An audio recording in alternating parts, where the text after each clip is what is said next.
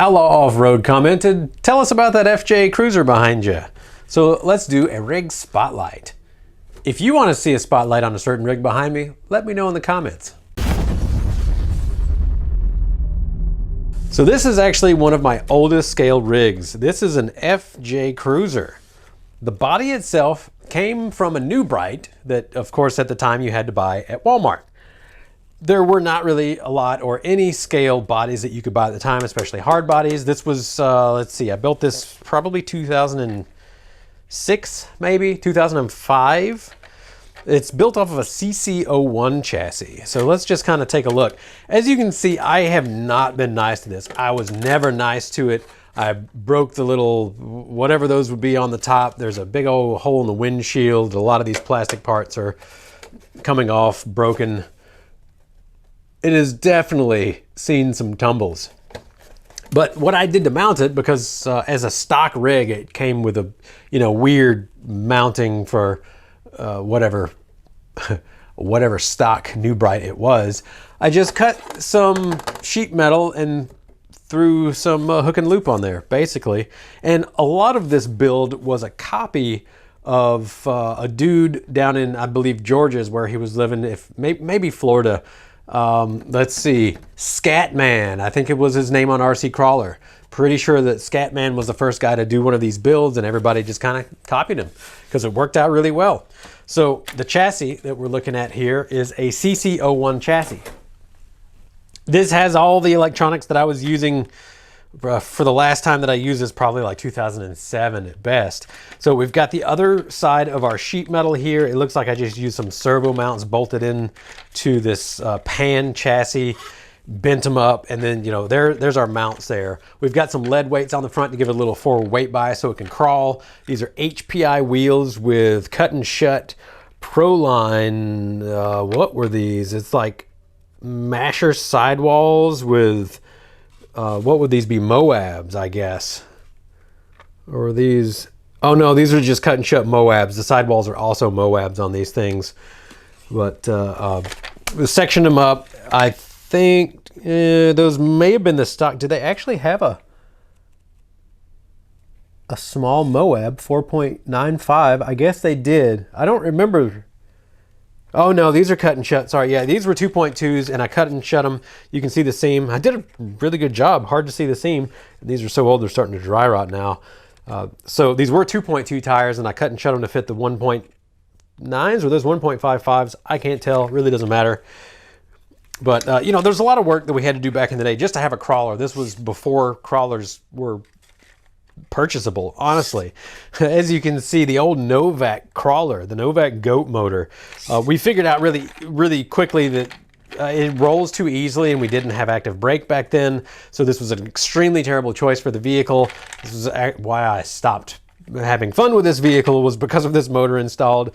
Back in the day, this Futaba S3004 was still a really great servo. There wasn't really crawl-in servos. The high-tech 333 ounce inch. I don't remember the model of the high-tech at the time, but that was like the only one that we could use that was a higher torque version, but they were really expensive and I wasn't going to throw it into this rig. As you can still see, FM radio on this thing, or no, there's an AM radio on this thing. And yeah, we kind of worked with what we had, but the gear ratio on these is pretty terrible. So really the only way to get good crawling action out of them was to install something like an OutRunner into it. But you also have a lot of clearance issues. You can't go too long on there. The diameter can't be too big. So there was a lot of limitations to it. And because the body was difficult to get on and off, I installed this guy here. So the Dean's plug would go to the battery, and then the other side of the Dean's plug would go to our ESC, and then we flip it over right here, and I cut a hole for the Anderson power poles. And then I had a little loop Anderson power pole that just, shorted this out essentially and made our ground connect. Plug that in, the rig is on, you yank that out and the rig is off, and you didn't have to take off the body, which admittedly compared to today's rigs, this was really easy on and off body.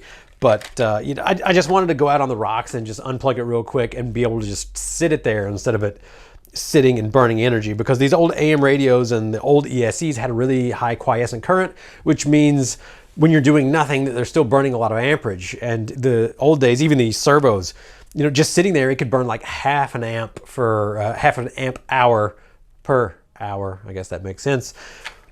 So if I was going to let it sit for 15 minutes and, you know, have a snack or do whatever, or in between courses, although I wouldn't have been competing with this, then it was really worthwhile, because back in the day, you're running like a 2200 milliamp hour pack, 3S pretty much, you know, little flight pack, little LiPo flight pack would be what I would have used back in the day.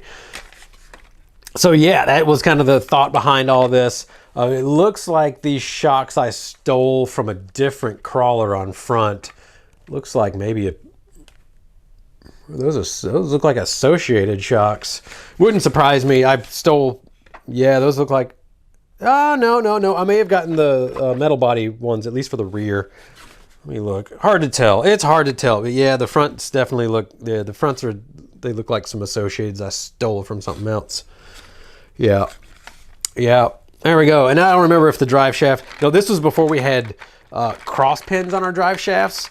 So this is just a single set screw going into the side, and that was an issue that we would constantly have as these guys coming loose on one side or another before they really realized on how to make a crawler not break. Although this wasn't really a crawler, but it was solid axle on the rear. Really fun to drive, honestly. And not a lot of performance to them. It's mostly like a scale vehicle. So yeah, this is pretty much my first scale vehicle that I ever built. And as you can see, it still has the dirt in there from way back yonder. So there we go, CC01 with a new bright FJ cruiser body. I mean, look, the wheelbase was perfect for it. So I can see why Scatman did this build and why everybody, including myself, copied him on the build, because really fun rig just for kind of wheeling around and not being too capable, obviously. Look at the wheelbase, look at the clearance.